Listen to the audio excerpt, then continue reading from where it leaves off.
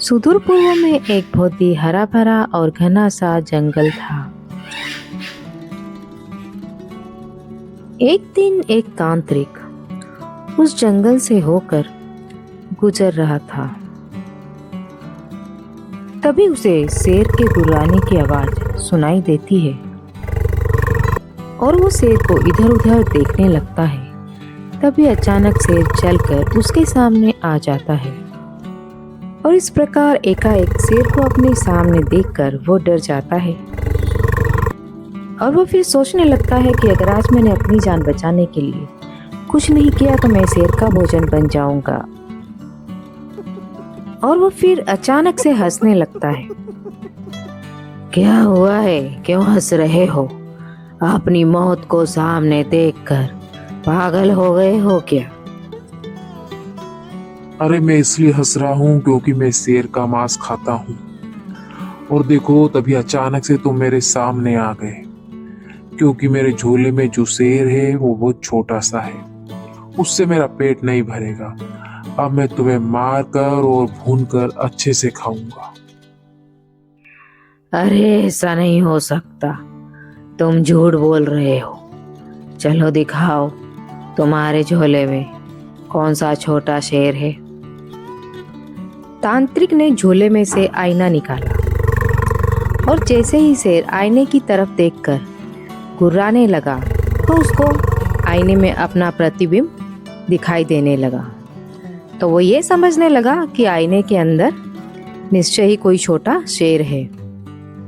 अरे लगता है ये तांत्रिक तो सचमुच शेर का मांस खाता है।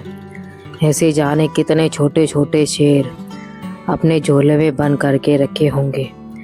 मैं जाता हूँ और अपने साथियों को लेकर आता हूँ, फिर सब मिलके हमला करके इस तांत्रिक को मार देंगे। इसके बाद शेर अपने साथियों को इसकी खबर देने के लिए वहां से भाग जाता है। अरे जंगल में एक तांत्रिक घूम रहा है जो शेर को पकड़कर उसका मांस खाता है। मैंने उसके झोले में एक छोटा शेर देखा है। वो बड़े शेर की तलाश में घूम रहा है। वो हमको मार कर खाए, इससे पहले हमें उसको मार देना चाहिए। चलो मेरे साथ। अरे तुमने भी क्या कॉकरोच खा लिया है जो तुम्हारी जीवान फिसल रही है? ऐसा भी कहीं होता है कि कोई तांत्रिक शेर का मांस खाता है? अरे मैं सच कह रहा हूँ, मेरा विश्वास करो। अगर अपनी जान बचाना चाहते हो तो मेरे साथ चलो और उस तांत्रिक को मार दो। हाँ हाँ, हम तुम्हारे साथ चलते हैं, किंतु यदि तुम्हारी बात झूठ निकली तो हम तुमको बख्शेंगे नहीं। हाँ ठीक है, अब मेरे साथ चलो। इसके बाद वे सब तांत्रिक को ढूंढने के लिए निकलते हैं। अभी तो मैंने शेर को मूर्ख बनाकर अपनी जान बचा ली है, किंतु जैसे ही वो वापस आए या रास्ते में मुझे कोई दूसरा शेर मिल जाए, इससे पहले ही मुझे यहाँ से निकल जाना चाहिए। और इसके बाद तांत्रिक वहां से जल्दी जल्दी जाने लगता है। इधर तांत्रिक रास्ते से जा रहा होता है, तभी उसे एक लकड़हारा मिल जाता है और लकड़हारे से उसकी जान पहचान हो जाती है। और रास्ते में चलते चलते तांत्रिक लकड़हारे को सारी कहानी बताता है कि कैसे उसने शेर को मूर्ख बनाकर अपनी जान बचाई। जब वे दोनों रास्ते से गुजर रहे होते हैं तो उन्हें शेर के गुर्राने की आवाज सुनाई देती है और वे डर जाते हैं और फिर वहां से अपनी जान बचाने के लिए वे जल्दी जल्दी भागने लगते हैं। शेर को आता देखकर लकड़हारा पेड़ पर चढ़ जाता है और तांत्रिक पेड़ के पीछे छिप जाता है। अरे इस तांत्रिक को घेर लो, बचकर न जाने पाए।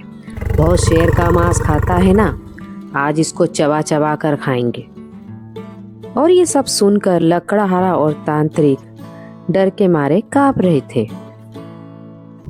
तभी अचानक एक कौवा वहां पर आता है और वो लकड़हारे को चोंच मारता है और लकड़हारा डर कर वहां से नीचे गिर जाता है।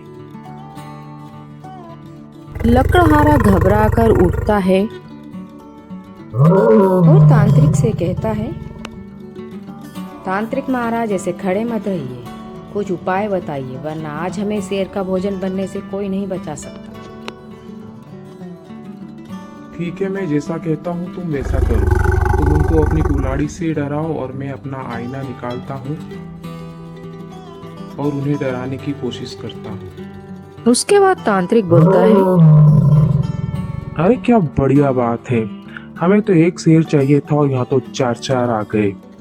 तुम इन्हें कुल्हाड़ी से मारो और पेड़ पे बैठे हुए अपने सभी तांत्रिकों को नीचे बुलाओ और इन्हें घेर कर पकड़ लो, फिर बढ़िया दावत करेंगे। शेर का मांस खाने का अपना ही एक आनंद है। फिर शेर बोलता है, देखो मैंने कहा था ना, ये तांत्रिक शेर का मांस खाता है। ये दो ही नहीं है, बहुत सारे तांत्रिक पेड़ पर बैठे हुए हैं हमको पकड़ने के लिए। हमें अपनी जान बचाने के लिए यहाँ से भाग जाना चाहिए। और वे चारों अपनी जान बचाने के लिए वहां से भाग जाते हैं और इस प्रकार तांत्रिक अपनी बुद्धिमत्ता से अपनी और लकड़हारे की जान को बचा लेता है।